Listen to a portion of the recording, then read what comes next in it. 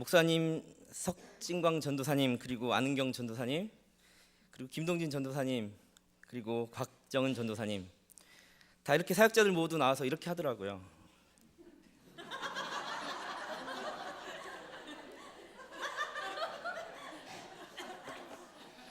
네, 재밌으십니까? 해보니까 좋네요. 네. 식사는 많이 하셨습니까? 식사 잘 하셨어요? 네. 다시 한번 인사드릴게요. 안녕하십니까? 네. 기쁘고 즐거운 주말인데다가 식사도 맛있게 하셨으니까 하나도 졸립지 않고 생기가 넘치는 그런 오후 시간입니다. 맞죠? 네. 게다가 명절을 앞두고 좋고 활기찬 이 새해 계획을 많이 세우셨을 거고, 연휴를 통해서 여러분들께서 또 가족 여행이나 여러 가지 계획을 많이 황금 연휴를 잘 보내기 위해서 세우셨을 줄로 믿습니다. 그렇다면 오늘 주일 예배 하나님께서 기뻐하시는 그런 예배로 한번 활기차게 한번 드려보자고요. 게다가 오늘 영락교회 중심축이고 또 허리와도 같은 남성교회 협의회의 헌신 예배 시간에 설교를 하게 되어서 저에게는 감사할 이유이지만, 또 이 예배를 통하여 우리 하나님께서 더욱 영광 받으시는 시간이 되었으면 좋겠습니다. 여러분들께서 헌신하겠다고 결단하시는 그 남선교회 회원 여러분들을 통하여 하나님 크게 영광 받으시고 여러분들을 들어 크게 사용하실 줄로 믿습니다. 자, 서로 인사해 봅시다. 참 잘생기셨습니다. 네, 감사합니다. 네, 네, 감사합니다. 네. 자, 한번 더 해볼까요? 멋지십니다. 네, 자, 이제 또, 네, 아주 분위기 좋네요. 아름다우십니다. 자, 브라보. 네. 우리는 하나님 형상 닮은 그런 사람들, 최고의 얼짱들입니다. 믿습니까? 하나님 형상, 우린 최고의 얼짱들입니다. 여기에 모이신 여러분들 진심으로 사랑하고 주님께서 큰 복을 주시기를 소망합니다. 여러분들 알래스카 아십니까? 알래스카 이야기 다들 아실 줄로 믿지만 한 번 더 하겠습니다. 미국은 50개 주, 14개의 속주, 그리고 2개의 자치령, 그리고 32,455개의 도시로 구성되어 있습니다. 이렇게 큰 미국, 그 미국을 5등분으로 나누면 그 중에 하나가 알래스카라고 합니다.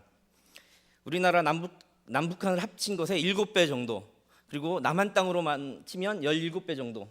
그러니까 알래스카는 아주 큰 땅이다, 이렇게 생각할 수 있겠죠. 이 땅은 원래 러시아의 땅이었습니다. 눈 덮인 알래스카는 당시 러시아에게는 아주 관리도 힘들고 쓸모없어 보이는 그런 골칫덩어리의 땅이었습니다. 1867년에 미국은 러시아로부터 이 땅을 사들이게 됩니다. 이때 미국 내에는 당연히 많은 논쟁과 반대가 있었습니다. 여론 또한 매우 부정적이었습니다. 하지만 이 일을 추진했던 국무장관 윌리엄 시워드는 쌓여있는 눈을 보지 말고 그 안에 감추어진 무한한 자원의 그 보고를 보아라. 지금 우리들 지금 세대를 보지 말고 다음 세대를 위하여 그렇게 하자. 그렇게 하면서 의원들을 설득하고 있습니다. 한 사람 한 사람을 찾아가면서 무릎을 꿇고 애원하다시피 하여서 결국 단 한 표 차이로 그 알래스카 땅을 미국이 사들이게 되는 그러한 일을 해내게 됩니다. 그런데 러시아에서는 그 알래스카 땅을 720만 불 정도에 미국에 팔아놓고는 그 협상단이 너무나 잘했다 하면서 보너스까지 주는 일을 자행합니다. 그런데 시워드 장관의 생애 동안에 무슨 일만 있으면 사람들은 그렇게 말합니다. 시워드의 얼음상자다, 저 쓸모없는 땅이다 하면서 줄곧 시워드 그 국무장관을 괴롭히는 그런 삶을 살아나가게 됩니다. 그런데 30년이 딱 지난 후에 그 척박하고 아무것도 쓸모없던 산지, 그 눈 덮인 언덕을 살펴보니까 그 속에서 어마어마한 금광이 발견되게 되었습니다. 게다가 20세기에 들어서는 군사적으로도, 그리고 해양 자원은 물론 천문 우주학적으로도, 또 항공기의 통로로도 중요한 위치로 자리매김하게 됩니다. 최근에는 천연 자원뿐만 아니라 석유 자원까지 아주 무궁무진하게 그 안에서 발견됩니다. 얼마나 이게 보배로운 땅이었는지 그 당시에는 아무도 몰랐을 것입니다. 그렇다면 다른 나라 말고 우리나라 이야기를 한번 해보겠습니다. 우리나라는 역사적으로 900여 회, 물론 이제 학자들마다 1000회 이상이라고도 얘기하지만 대략 900여 개의 외세의 침략을 받게 됩니다. 그런데 놀라운 것은 그 중에서 781회가 일본 사람들에 의해서 침략을 받게 됩니다. 이는 역사적으로 자료에 기록된 횟수만 가르친 것으로서 그냥 시골 마을에서 일본 분들 몇 분이 와서 이렇게 노략질하고 간 거는 기록에 남지도 않았습니다. 죄송합니다. 일본 하면 자연스럽게 니은이 나옵니다. 네, 그래서 기록에 남겨진 것만 781회입니다. 900회 중에 781회, 정말 어마어마하게 우리나라를 괴롭혔던 그 일본 분들. 그 일본이 우리나라를 정말 케이크 조각처럼 아주 만만하게 쉽게 본 거죠. 그럼에도 불구하고 조선 수군을 만나면 도망쳐라, 이 아주 유명한 역사적 발언을 한 사람이 가장 대규모로 우리나라에 침략을 했던 임진왜란 당시에 풍신수길, 즉 도요토미 히데요시라는 사실을 알고 계셨습니까?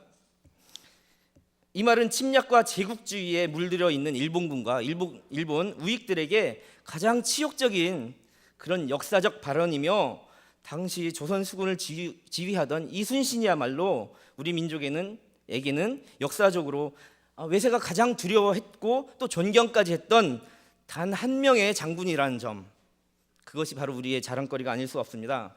그가 실패나 좌절도 하지 않았고 한 번도 패배한 적이 없다 보니까 주변의 사람들은 그를 북돋아주고 용기를 줘야 되는데도 불구하고 더욱 그를 시기하고 질투하고 수단과 방법을 가리지 않고 모함하면서 죽이려고까지 합니다. 그러나 그는 죽는 순간까지 좌절하거나 넘어지지 않고 13척의 군함으로 133척의 외구에 그 적 함성들을 물리치기까지 하는 그런 용기를 보여주곤 합니다. 모두가 아니요 이렇게 말할 때 그는 완벽한 계획과 방비를 마련했을 뿐만 아니라 이길 수 있다는 확신 그리고 믿음을 백성들한테 보여주었던 것입니다. 오늘 말씀은 바로 믿음의 사람 갈렙의 이야기입니다.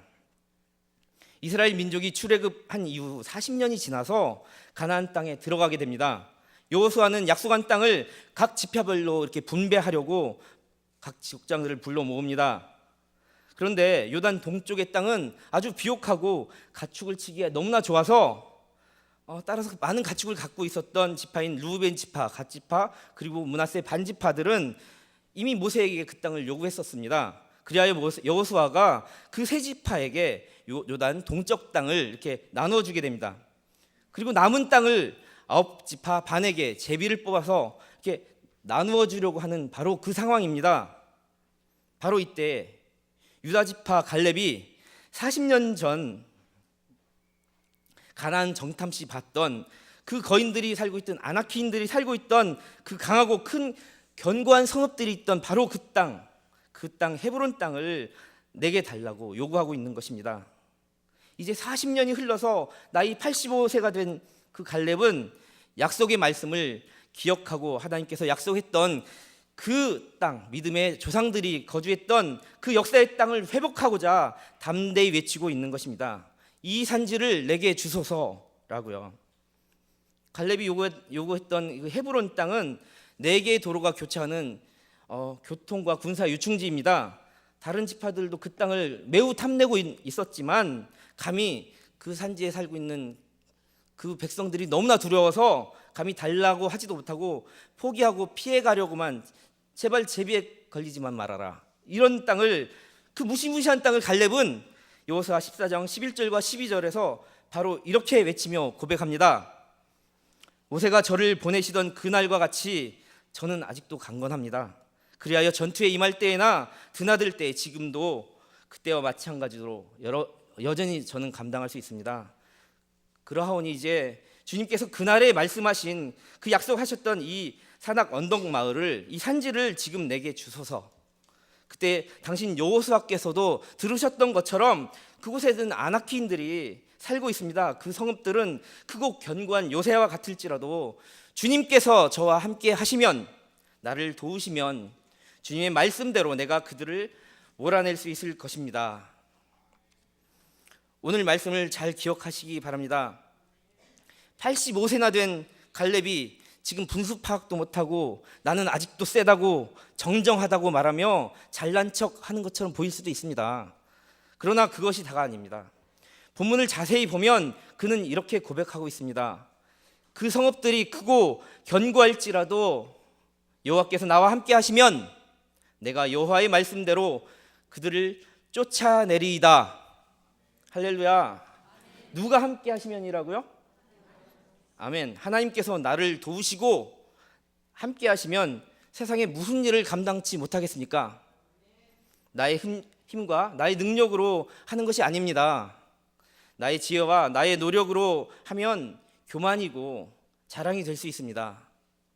진정한 자랑은 주님 예수 그리스도 안에서 많이 완성됩니다.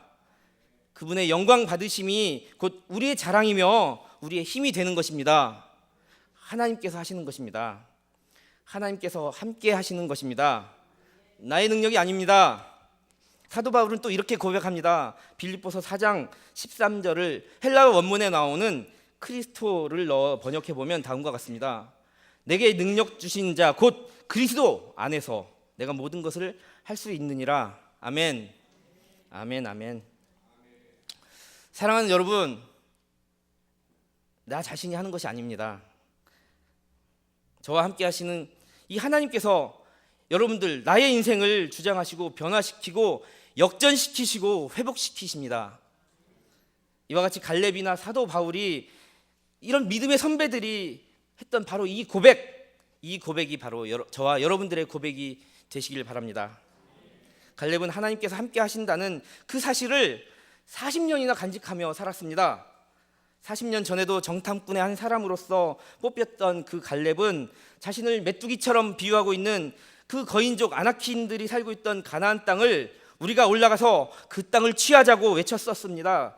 그때 많은 이들이 부정적으로 이야기하고 자신을 모함하고 돌로 쳐서 죽이고자 했을 때 갈렙은 민수기 14장 9절에 보면 여호와를 거역하지 말고 그 땅 백성을 두려워하지 말라.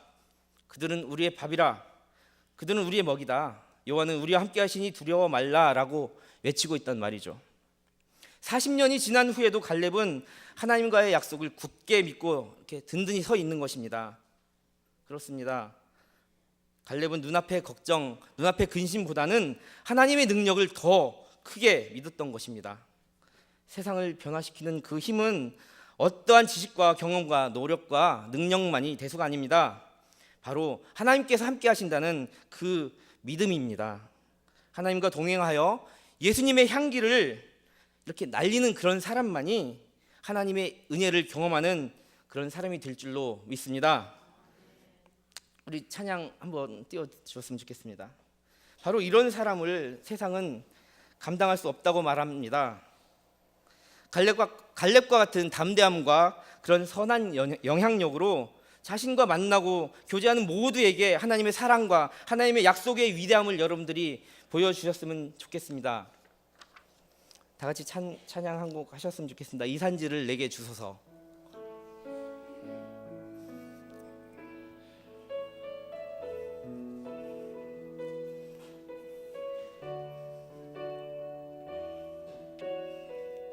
주님이 주신 땅으로 주님이 주신 땅으로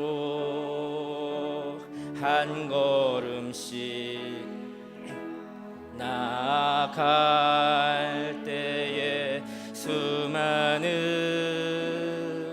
적들과 견고한 성이 나를 두렵게 하지만 주님을 신뢰함으로 주님을 의지함으로 주님이 주시는 담대함으로 큰 소리 외치며 나아가네. 이 산지를 내게 주소서. 그날에 주께서 말씀하신 이제 내가 주님의 이름으로 그 땅을 취하리니.